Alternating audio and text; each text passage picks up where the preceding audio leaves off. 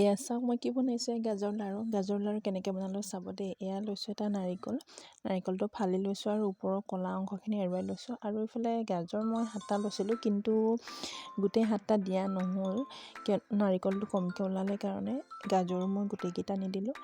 আৰু এতিয়া মই এই গাজৰ লাড়ুটো কেনেকৈ বনাওঁ এই যে নাৰিকলখিনি সৰুকৈ কাটি ল'লোঁ, এই নাৰিকলখিনি মই এতিয়া মিক্সাৰত দি দিম। একেবাৰে মিহি নকৰোঁ, অকণমান টুকুৰা টুকুৰকৈ থৈ দিম, কিয়নো দাঁতত লাগিলে খাই ভাল লাগে।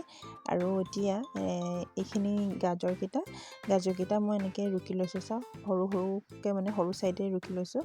কিলোৱা নাৰিকলখিনিত মই 1 কাপ চেনি দিম আৰু এই গাজৰখিনি এক্সট্ৰাকৈ ৰাখি থৈছোঁ। আৰু ডাঙৰ কাপ এটা, ডাঙৰ মানে এইটো ডাঙৰ কফি মগটো নহয়, তাতকৈ অকণমান মিডিয়াম চাইজৰ এটা ডাঙৰ কাপে মই 1 কাপ চেনি দি লৈছোঁ।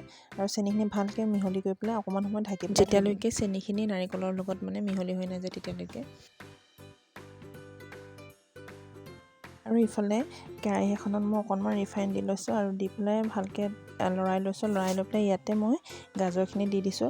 ৰিফাইনকণ দিয়াৰ কাৰণ আছে, কিয়নো ৰিফাইনকণ দি ল'লে মানে গাজৰখিনি তলত লাগি নধৰে আৰু ধুনীয়া গোন্ধ এটা ওলাই দিয়কচোন।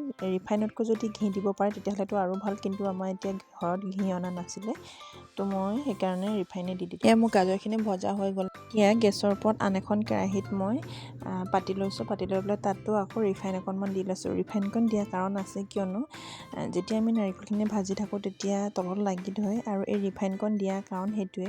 ৰিফাইনকণ বা ঘি অকণ দি ল'লে মানে তলত লাগি নধৰে।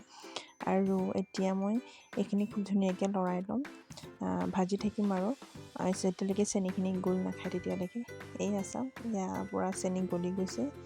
তাৰপাছত এতিয়া যিমান সময়লৈকে ভাজিব লাগে নিৰ্দিষ্ট সময়লৈকে ভাজি থাকিম, কিয়নো সকলোৰে চাগে নাৰিকলৰ লাড়ু বনাই আৰু ঠিক তেনেকৈ বনাব লাগে। আৰু এতিয়া মই ইয়াতে অকণমান চফ দি দিছোঁ, কেঁচা চফ দি দিছোঁ, আৰু আকৌ তেনেকৈ ভালদৰে ভাজি লৈ পেলাই সেয়া ধুনীয়াকৈ ভাজ খাই গৈছে দেখিছে। এতিয়া ইয়াতে মই ভাজি লোৱা গাজৰখিনি দি দিছোঁ, আৰু এতিয়া আকৌ খুব ধুনীয়াকৈ ফাইনেলি এইখিনি ভাজি হৈ গ'ল। আৰু এতিয়া মই গেছটো অফ কৰি দিম। অফ কৰি পেলাই লাহে লাহে এটা দুটাকৈ বাটি থাকিম। প্ৰথম বহুত গৰম কাৰণে মই অকণমান হাতখন তিয়াই লৈ পেলাই প্ৰথম লাডুটো বনাইছিলোঁ, আৰু এতিয়া এনেকৈ লাডুকেইটা বাটি ল'ম।